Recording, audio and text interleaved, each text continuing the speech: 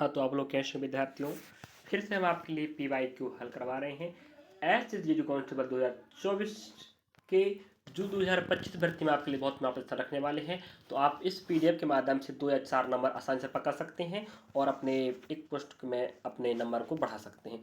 SSC GD जो एक महत्वपूर्ण भर्ती है, इसमें अनेक प्रकार के पोस्ट होते हैं जिस आपको विदित होनी चाहिए। यहाँ पर लिखा आप देख सकते हैं स्क्रीन पर। और हम आपको 21 फरवरी 2024 के थर्ड शिफ्ट की एग्जाम करवा रहे हैं, 2:30 बजे 3:30 बजे तक चलता है। चलिए आप इसमें देख सकते हैं। इस प्रकार से हम आपके लिए प्रश्न लाते रहेंगे, maths, reasoning, GK, Hindi, sir चारों पोर्सन के आप तैयार बनाए रखें। अगर आपको अच्छा लगता है वीडियो जरूर लाइक सब्सक्राइब शेयर करें, और ऐसी वीडियो जो आपको अच्छा लगता है तो जरूर शेयर करें और ऐसे विद्यार्थियों को पहुंचाएं जो विद्यार्थी पैसे का अभाव से नहीं पढ़ पा रहे हैं। तो इस वीडियो के माध्यम से समझ सकते हैं एग्जाम में किस प्रकार प्रश्न आते हैं, और आपको PY के माध्यम से आपको प्रश्न अच्छे से पढ़ना, ठीक है, रिलेटिव प्रश्नों को पढ़ना है।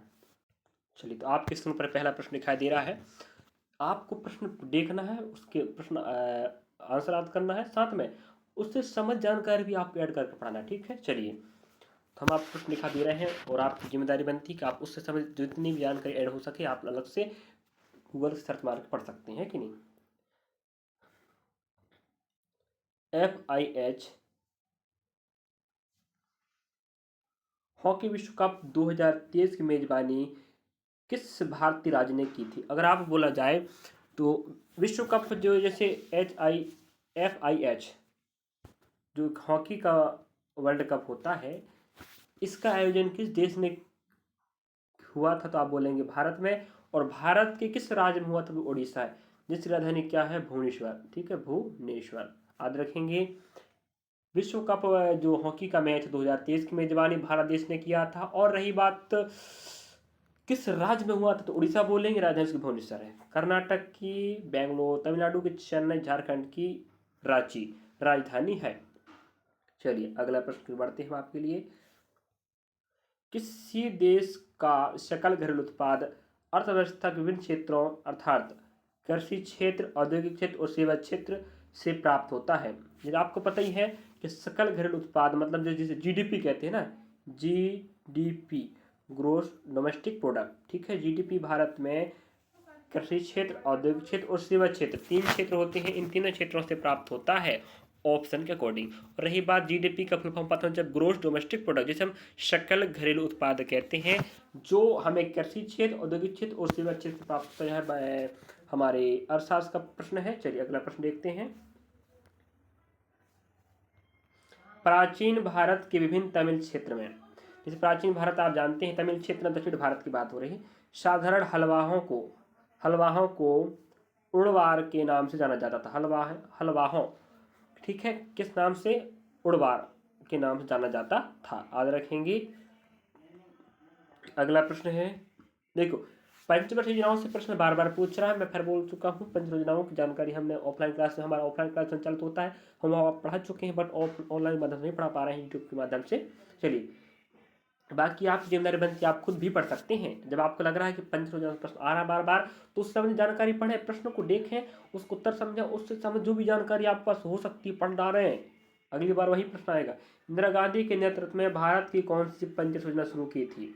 अब इंदिरा गांधी जो भारत की पहली महिला PM बनी, याद रखेंगे, भारत की पहली महिला PM इंदिरा गांधी है। जो क्या बोला है, इंदिरा गांधी के नेतृत्व में भारत में कौन सी पंचवर्षीय योजना, चौथी नंबर की, ठीक है। और 5वीं नंबर की भी इनके समय चली थी, तो उन्होंने 5वीं योजना में कहा था गरीब हटाओ का नारा, याद रखेंगे, गरीबी हटाओ का नारा हमारी भारत की पहली महिला PM इंदिरा गांधी के द्वारा दिया गया था 5वीं पंचवर्षीय योजना के तहत, इसे याद रखेंगे। और उनके समय में चौथी योजना चालू हुई थी। और योजना पहली बात करें कब हुई थी, तो 1951 से चली थी 1956 तक, इसे याद रखेंगे। पहली 1951 से 1956 तक, और चौथी बात कर रहा है आपको, ठीक है। इस प्रकार आप अंक बढ़ा लीजिएगा तो आपको चौथी मिल जाएगी, ठीक है।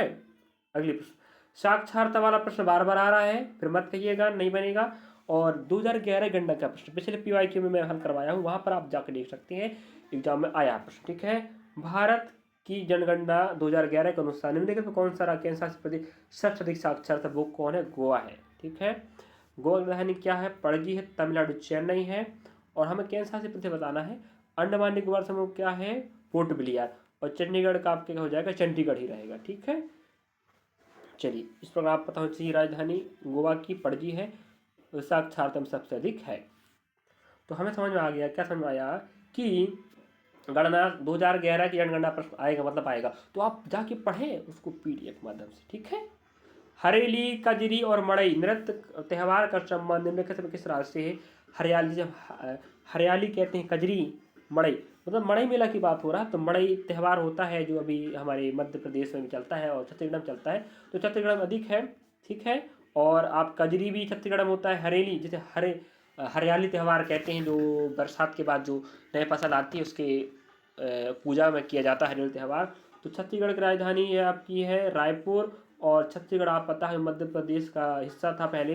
पंजाब की चंडीगढ़ है, हरियाणा की चंडीगढ़ है, और उत्तर प्रदेश राजधानी लखनऊ है, जिसके वर्तमान मुख्यमंत्री योगी आदित्यनाथ हैं। तो हरेली, कजरी कहाँ के नृत्य हैं, त्यौहार है आपके छत्तीसगढ़ के। अगला प्रश्न देख सकते हैं इसके ऊपर आप लोग।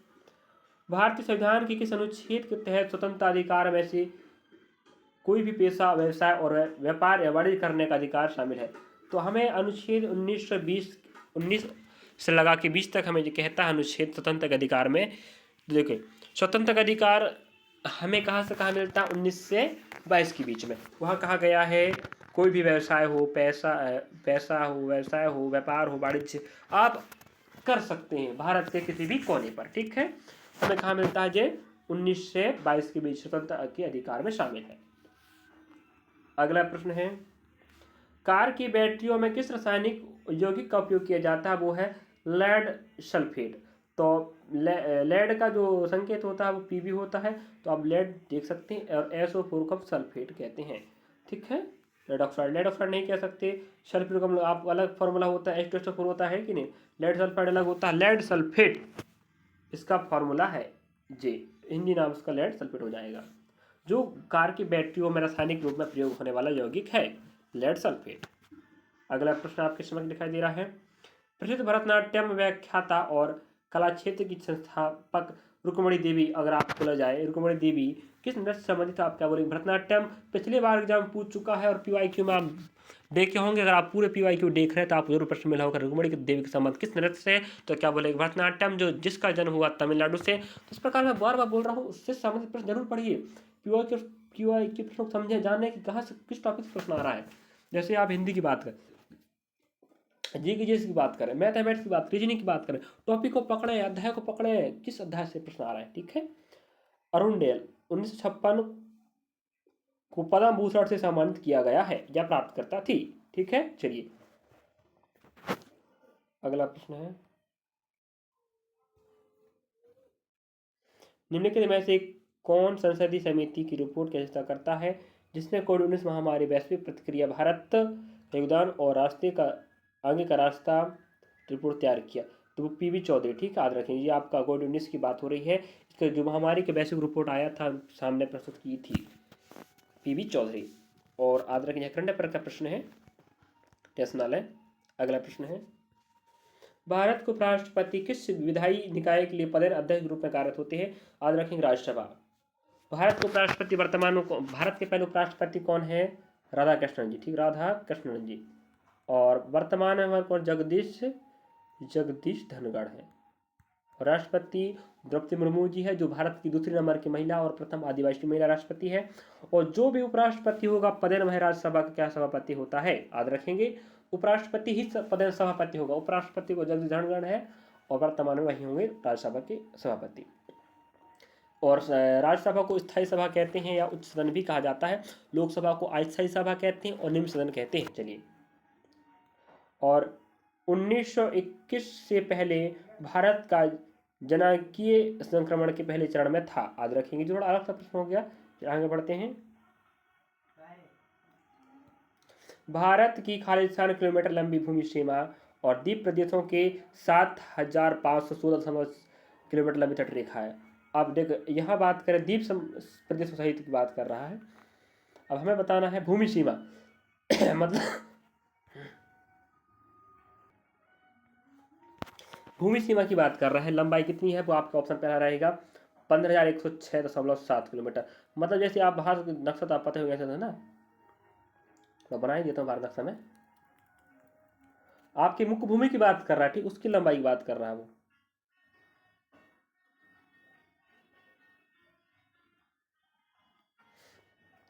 तो आप समझ रहे होंगे, जो दिख रहा है इसने एरिया, इस हिस्से को बात कर रहा है, कितना लंबा है वो, 15,106.7 किलोमीटर, ठीक है। और उसको अगल बगल आपका जो पूरा मिला लिया जाए, मतलब तटी रेखा की बात करें, है ना, उन्हें मिला के कितना है, 7,516 है। मुख्य भूमि की बात कर रहा है। चलिए, अभी ऊपर देख सकते हैं आप लोग, प्रश्न क्या पूछा था आपको वो, FIH पुरुष हॉकी विश्व कप 2023 की मेजबानी कौन देश किया था, तो वो बताना था आपको भारत, लेकिन वो नहीं पूछा था भारत के किस राज्य में हुआ था, उड़ीसा था। अब यहाँ पूछ लिया 2023 कप कौन जीता, वो क्या, जर्मनी, ठीक है। तो इस प्रकार आप पता होनी चाहिए था। देखिए, तो एक प्रश्न संबंधित डाटा ऐड करके पूछ लेता, और इसी वाले शिफ्ट में पूछा है, अभी वही शिफ्ट प्रश्न हल कर रहे हैं, ठीक, शिफ्ट चेंज नहीं हुआ है, ध्यान रखना। चलिए, इसे बार बार बोल रहा हूँ, प्रश्नों को समझें, ठीक है। 1919 में गांधी जी ने लॉर्ड एक्ट, जिसने अभिव्यक्ति की स्वतंत्रता जैसे मौलिक अधिकारों पर अंकुश लगाया था, खिलाफ सत्याग्रह आह्वान किया था। 1919 में रॉलक एक्ट आया था, जिसका विरोध लोग कर रहे थे, और जो अभिव्यक्ति होती ना, स्वतंत्रता, अभिव्यक्ति की स्वतंत्रता का अंकुश लगा दिया था, और मौलिक अधिकार जैसे अधिकारों से वंचित रखने का कानून था, जिसका विरोध लोग कर रहे थे। इसके खिलाफ गांधी जी ने सत्याग्रह का आह्वान किया था और शुरू किया था। तो याद रखेंगे, सत्याग्रह आंदोलन की शुरुआत किस उद्देश्य हुआ था, वो था रॉलक एक्ट 1919 का विरोध करना था, जो क्या था, स्वतंत्रता की अभिव्यक्ति और मौलिक अधिकारों का क्या कर रहा था, हनन कर रहा था। चलिए, अगला प्रश्न है, केंद्रीय वस्तु एवं सेवा कर संशोधन विधेयक 2023 के संबंध में निम्नलिखित में कौन सा कथन सही है। अब जिसे जीएसटी कहते हैं, 1 जुलाई 2017 को जीएसटी भारत में लागू हुआ है, और फ्रांस इसे लागू करने वाला पहला देश। अभी तक कुल मिला के 140 देशों ने, लगभग 140 देशों ने अपना चुके हैं जीएसटी को।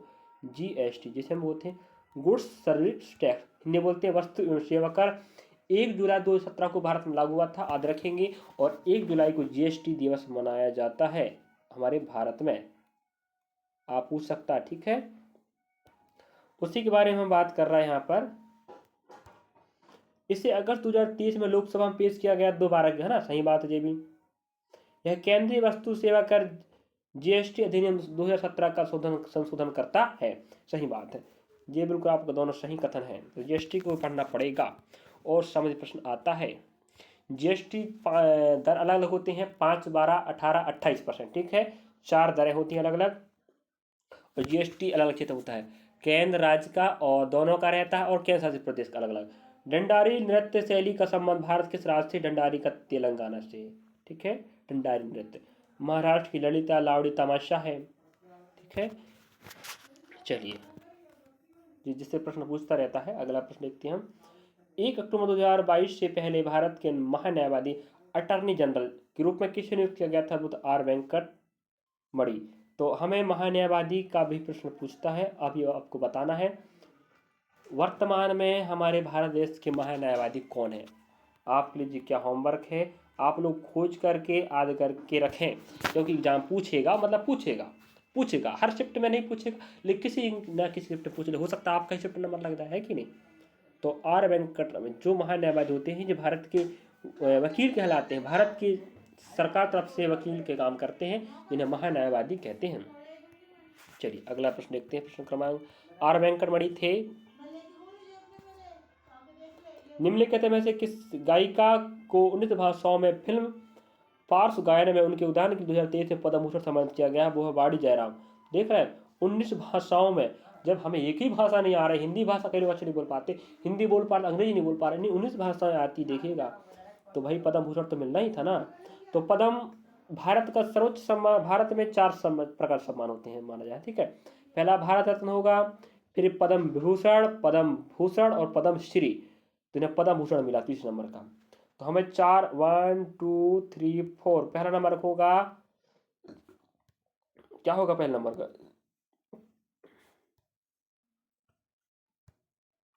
पहला नंबर होगा भारत रत्न, दूसरा होगा पद्म विभूषण, पद्म भूषण, पद्म श्री, याद रखें क्रमांक भी। अगला प्रश्न बना देखिए, देख सकते हैं। किसी वाले शिफ्ट ने पूछा था आईपीएल की शुरुआत कब हुई, इस पहला संस्करण तो 2008 था। इंडियन प्रीमियर लीग बोलते हैं, ठीक है। और ऋषभ पंत एक ऐसे भारतीय खिलाड़ी हैं जिन्हें 27 लगभग और थोड़ा ऐड है इतने करोड़ में खरीदा गया, जो अभी तक के सबसे महंगे खिलाड़ी है। तो 1909 में आईसीसी की स्थापना हुई थी, अंतर्राष्ट्रीय क्रिकेट परिषद की, इंटरनेशनल क्रिकेट कमीशन, आईसीसी, ठीक है। जिसके वर्तमान चेयरमैन जय शाह हैं। कौन है? जय शाह, जो भारत के रहने वाले हैं और भारत नहीं विश्व के सबसे कम उम्र के चेयरमैन बने हैं हमारे जय शाह, जो हमारे माननीय गृह मंत्री भारत सरकार के हैं अमित शाह, जिनके बेटे हैं जय शाह, जिन्हें आईसीसी में क्या बनाया गया, चेयरमैन बनाया गया है। यह क्रिकेट का अंतर्राष्ट्रीय संस्था है जिसकी स्थापना 1909 में संगठन में हुआ था, 1909 में, ठीक है। तब से है बहुत अच्छे से काम कर रहा है, याद रखेंगे। जैसे आईपीएल का पूछा 2007 में स्थापना हुआ, 2008 से पहला संस्करण हुआ है। तो इस प्रकार विद्यार्थी हम आपके लिए 20 प्रश्न हल करवाए हैं और मैं ऊपर शिफ्ट बता चुका हूँ कौन से शिफ्ट एग्जाम का प्रश्न है, आप लोग देख सकते हैं स्क्रीन पर और पढ़ सकते हैं। इस प्रकार आप हम आपके जीके के पोर्शन 4 या 5 पीवाईक्यू प्रश्न हो चुके हैं, ये आपका 5वां नंबर होगा। उसी प्रकार हिंदी के 10 हो चुके हैं। मैथ्स की रीजनिंग कैसे पढ़ाते रहेंगे, आप लोग हमारे साथ बने रहें और बेहतर से बेहतर तैयारी करते रहें। एक पोस्ट आपके लिए रखा है, बस मेहनत करिए। तो रख हौसला, वो मंजर भी आएगा, मंजिलें मिलेगी, मिलने का मजा भी आएगा। तो विद्यार्थियों मजा तभी आएगा जब हम मेहनत करेंगे। 2 महीने कस के मेहनत कीजिए, दिसंबर जनवरी इतना मेहनत कीजिए कि आप एग्जाम में नंबर अच्छे जाएं। मैथ्स बनाइए, रीजनिंग बनाइए, जीके हिंदी बनाइए। हिंदी तो बहुत कठिन होता नहीं है, थोड़ा सा मेहनत कीजिए उसमें, बाकी जो आपका लग रहा है कठिन है उस पर ज़्यादा फोकस कीजिए, जरूर आप मेहनत करके नंबर पा के पोस्ट ला सकते हैं। चलिए, थैंक यू, धन्यवाद। जय हिंद भारत। अगर आप वीडियो देख रहे हैं, आपको अच्छा लगे तो जरूर लाइक, सब्सक्राइब, शेयर करें। थैंक यू, धन्यवाद।